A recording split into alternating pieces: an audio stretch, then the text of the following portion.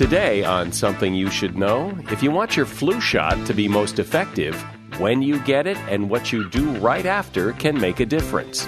And everyone today is so busy. I hear it all the time, this, I'm so busy, I'm so overwhelmed, I had to be up at this hour, and then I had to go take the kids, and then I had this at work, and then at church we used to call that praying the problem. You don't get bonus points for being more busy. You're about to hear some great advice on how to stop being so busy and get more things done. It's you. People say, I'll get to it when it's not so crazy. Crazy, honey, the crazy is not out there. The crazy is you.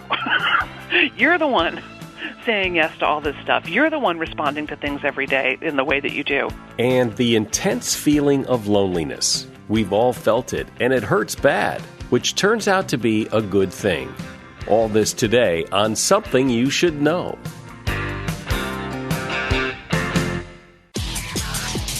Something you should know. Fascinating intel, the world's top experts, and practical advice you can use in your life today. The Something You Should Know podcast with Mike Carruthers. Hello and welcome to the podcast. As I record this, it is just after Thanksgiving and we are deep into the holiday season, which also means we are deep into flu season. And if you haven't gotten your flu shot already, you really need to. My dad died from complications after getting the flu, and I take this pretty seriously. There's some things about the flu shot, though, that you may not realize. First, we know that a while back, someone came out with a nasal spray so that kids especially wouldn't have to deal with the needle of the flu shot. But we now know that the nasal spray is not very effective. So if you're taking your kids to get their flu shot, they're really going to need to get a flu shot. Also, what time of day seems to matter. In a study, people who received their flu vaccines between 9 and 11 in the morning showed about twice the number of flu antibodies. Those are the proteins that your body produces to fight off infection. They produced twice the amount of antibodies after the shot than those people who were inoculated between 3 and 5 p.m. And what you do right after also seems to matter. A study from Iowa State University found that staying active after getting the vaccine can actually double the protection, especially for older or overweight people. So after you get your flu shot, just go shopping, clean the house, go for a long walk right after you get the shot. You'll need a full 90 minutes of physical activity to get the full post-shot benefits. And that is something you should know. Another thing about the holiday season is that everyone is so busy, or they seem to be busy, or they say they're busy. But there's a difference between being busy and feeling overwhelmed and just getting things done. In other words, you know those people who are busy and they constantly talk about how busy they are and how overwhelmed they are and they have so many things to do and they've got to go here and they've got to go there. And then there are people who are busy, but they just get things done. They don't talk about it so much. They just handle the pressure of having a lot to do better than others. Sam Bennett is an expert in this department.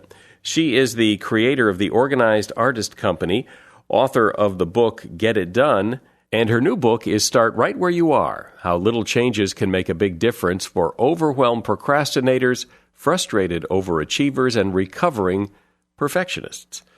So welcome, Sam. So if we were to take those three groups of people, overwhelmed procrastinators, frustrated overachievers, and recovering perfectionists, put them all in one pot. I mean, what percentage of the population do you think we're talking about here?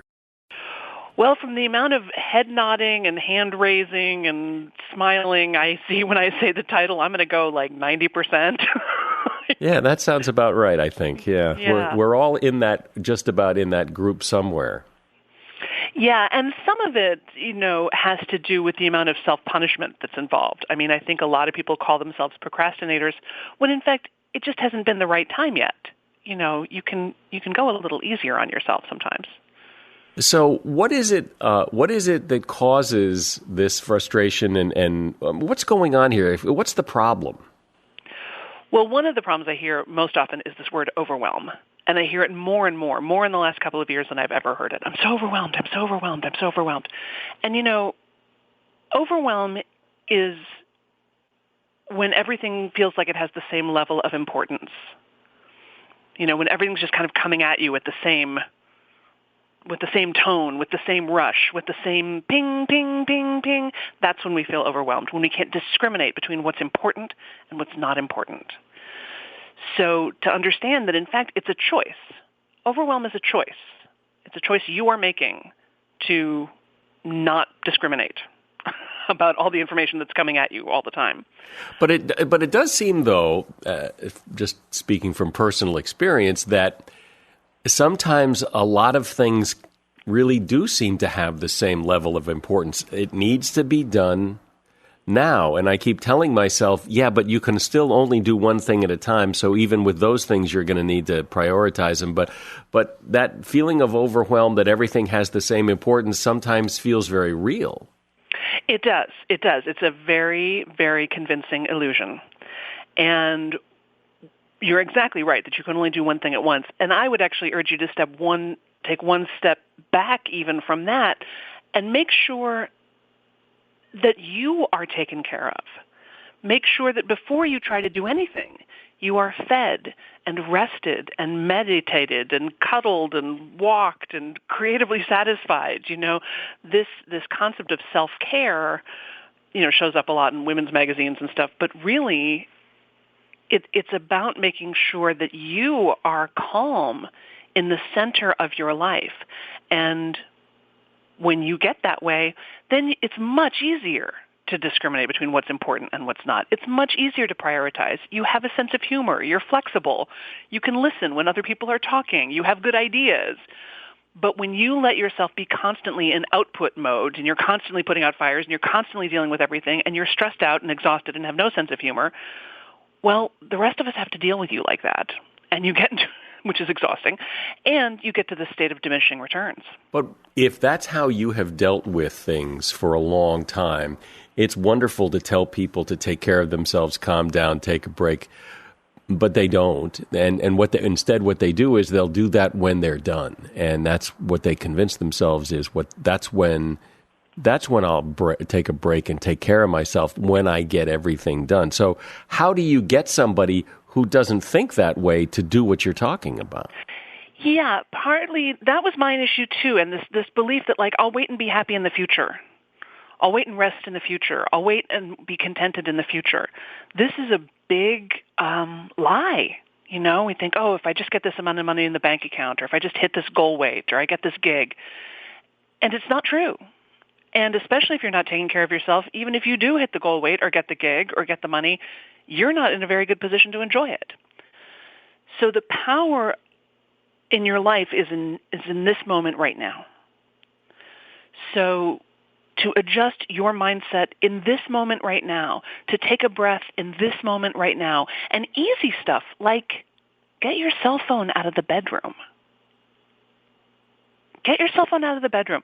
Give yourself back that moment of waking up. That minute before your eyes even open and you're not anybody. You're not anybody's mom. You're not anybody's boss. You're just you, and your mind is sort of wavy from dreams. And, it's a beautiful time. And there's a real lovely feeling in letting yourself just wake up and roll over and cuddle and doze and give yourself back the gift of just that minute or two of waking up. There's nothing happening on your phone that cannot wait another couple of minutes while you start your day in a civilized manner. Even though you think there is. Even though you think there is. And it's a trick because, we love to do things for other people, and we love to feel busy and accomplished and like we're checking things off the list. And Simon Sinek writes very eloquently about that endorphin hit that we get, and that ding, someone needs me, my message app has pinged. But I really urge you to turn that on its head and take care of yourself first, even just in the sense of taking a deep breath. And then move forward on all the projects and all the people who need you.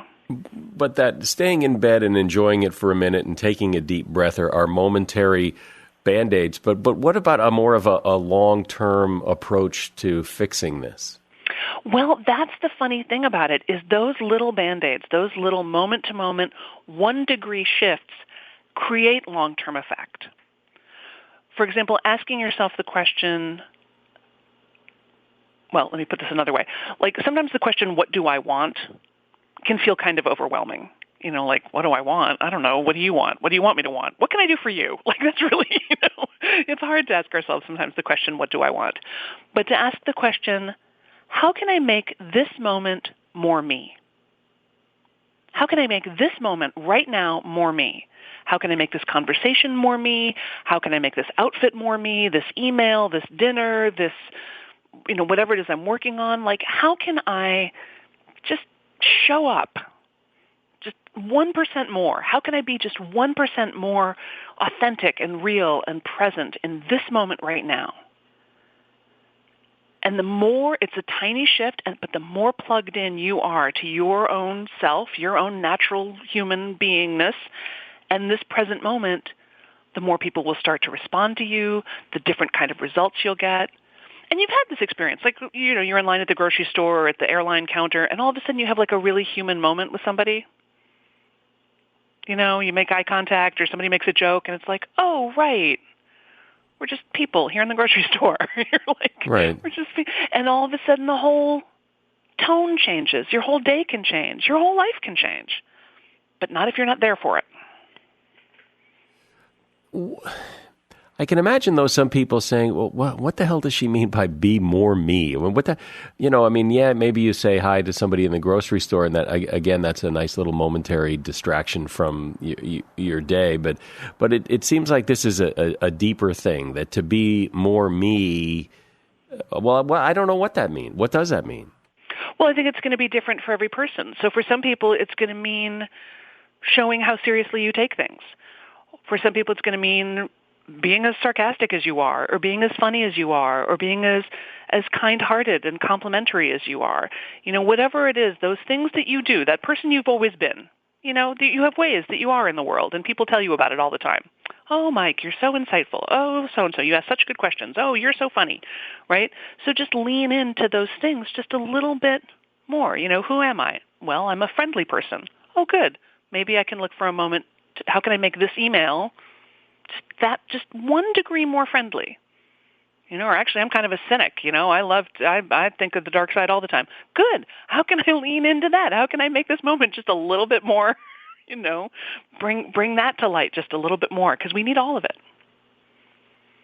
And the result is what? And more importantly, how do you know this works? It sounds good. Is this just a theory, or how do you know this, doing the things you're talking about, really has some sort of lasting impact on people? Well, I know it took me from, crying on a tattered couch in Sherman Oaks, California, earning less than $20,000 a year to, mid-six figures, and I live by the beach. And I spend all day doing work that I love. So I know it worked for me. And I know it's worked for thousands of clients. It may not, but I don't claim to have the solution for everybody.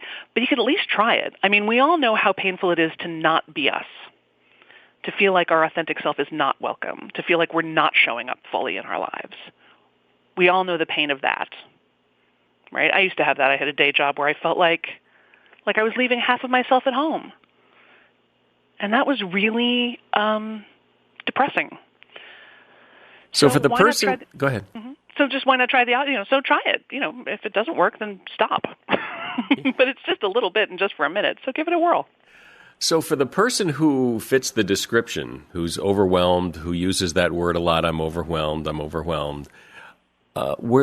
give me a place to start. I mean, you've given me lots of places to start, but give me one easy place that somebody who's identified with what you're talking about could do right now. Stop playing overwhelmed poker. Stop using the word overwhelmed, and stop getting into conversations with people about how overwhelmed and busy you are. Like, we wear busy like it's a badge of honor. And, you don't get bonus points for being more busy. Nor, you may notice, you get more done.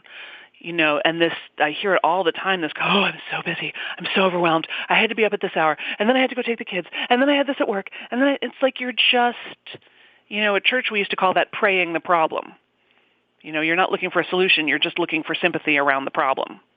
Let's talk about it. Look at this problem. Look at this problem. Look at this problem. Instead, take some responsibility for it. If you're busy because you're doing a lot of things that you love to do, then say that. Say that. But if you are busy doing the overwhelm things, how do you put your toe in the water? How do you take one step off the treadmill here? I like to put a time limit on things, so I tend to return phone calls, emails, even text messages. I will often wait 24 hours to respond because I don't want to train people to expect that they can always hear back from me right away. I'm not available all the time. I have office hours. I'm available during office hours. If you contact me outside of office hours, you're not going to hear from me until the next day. And that takes discipline. I'm a solopreneur. I'm an author. I'm a writer. I've got, it's really just me here. And I have that feeling just as much as anybody else does of like, oh, I've got to get back to them right away. It's like, no, I don't need to contribute to the franticness. They'll still be there tomorrow. It's okay. It's okay. Yeah, and I think people who suffer from being so busy, being busy, look at those people who actually take a day to return an email and wonder, what the hell's wrong with them? I mean, how nice that would be to be able to do that, but some people just can't go 30 seconds without responding to an email. And yet, wouldn't it be nice if you could actually take that deep breath and say, that can wait? Exactly. And to spend just a little bit of time every day on the projects that matter most to you. And again, I know people are going to hear that and go like, oh, that's selfish. I couldn't do that. That's selfish. It's actually the opposite of selfish. Because when you spend time doing the stuff that really lights you up, and whatever that is, maybe it's a couple of minutes of playing guitar, or maybe it's doing some writing or doodling or, or running or praying or whatever it is you like to do. When you spend just a little bit of time every day doing that, you're lit up, and we can see that. Then we get to see this part of you that's engaged and that loves life and that is in doing fun things where, your whole day isn't just an obligation, but there's joy in it. And then the things that are obligations become more joyful. You bring that joy into those moments as well. You know what I'm hearing here, and that's kind of interesting, is that, people don't realize that overwhelm and that being busy thing is in many ways self-imposed, but they don't see it that way. That's right. And taking 100%, you've got to take 100% responsibility for the results of your life. It's you. People say, oh, I'll get to it when it's not so crazy. Crazy, honey, the crazy is not out there. The crazy is you.